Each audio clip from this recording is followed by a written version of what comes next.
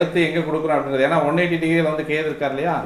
அப்போ இங்கே 10ஆம் இடம் அப்படின்னு சொல்லக்கூடிய கர்மஸ்தானத்தில் இருக்கக்கூடிய ஒரு அமைப்பு ராகு அப்படின்றது தொழிலில் சம்பாதிக்க கேது அப்படின்றவர் வந்து ஏதோ ஒரு வகையில் தாய் வழி சொந்தம், வீடு, வாசல், வண்டி, வாகனம் இதில் எல்லாம் வந்து கொஞ்சம் செலவு பண்ணிகிட்டு இருப்பான்.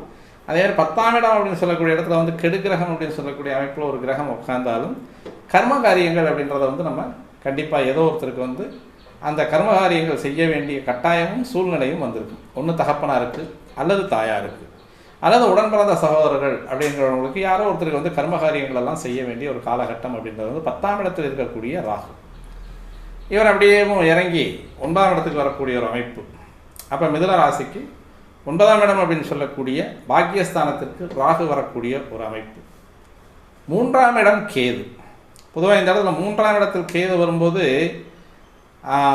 இல்லற வாழ்க்கையில் வந்து கொஞ்சம் கடுமையை தருவான்.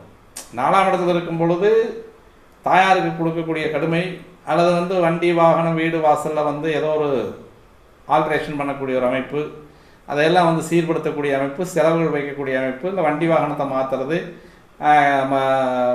அந்த உவர் நிலம், கவர் நிலத்தையெல்லாம் வந்து நம்ம வந்து ஓரளவுக்கு செம்மைப்படுத்தக்கூடிய ஒரு அமைப்பு, ஏற்கனவே விளைஞ்சிட்டு இருக்கக்கூடிய விவசாய பூமியில் வந்து நம்ம கொஞ்சம் அதிகமான செலவினங்களை இழுத்து விடக்கூடிய அமைப்பு, இதெல்லாமே வந்து கேது செய்யக்கூடிய ஒரு அமைப்பு. இருந்தாலும் அதை செய்ய முடியாத நிலையில் போயிட்டுருக்கும், தடைப்பட்டு கொண்டே இருக்கும். எந்த ஒரு காரியமுமே மனசுக்கு சந்தோஷமானதும் ஒரு நிம்மதியான ஒரு வாழ்க்கையை வாழக்கூடிய ஒரு அமைப்பு, இதெல்லாமே வந்து தடை செய்யக்கூடிய ஒரு அமைப்பு தான் 4ஆம் இடத்தில் இருக்கக்கூடிய கேது. ஆனாலும் 10ஆம் இடத்தில் இருக்கக்கூடிய ராகு வந்து நன்மை பயக்கக்கூடியவனாக இருந்தாலும் தொழிலில் வந்து நல்ல ஒரு அந்தஸ்தான ஒரு அமைப்பை கொடுத்தாலும் கேது அதை வந்து அப்படியே மெதுவாக கரையான அரைச்ச மாதிரி அரைச்சி கொண்டு போயிடுவார்.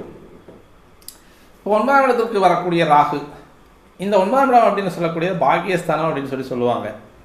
இங்கே ரெண்டையுமே செய்வார், நல்லதும் செய்வார், கெட்டதும் செய்வார். அப்போது இங்கே தந்தை அப்படின்னு சொல்லக்கூடிய பாவகம் இது. 9ஆம் பாவம் வந்து தந்தை பாவகம். அப்போ இந்த இடத்துல வந்து நல்ல ஒரு நிலைப்பாடு, குருமார்களை கொண்டது, தெய்வீக சுற்றுலா பயணங்களை கொண்டது, அதேமாதிரி வந்து தெய்வ பணிகள், குடமுழக்கு பணிகள், தீர்த்த யாத்திரைகள், இது எல்லாமே சொல்லக்கூடியது 9ஆம் இடம்.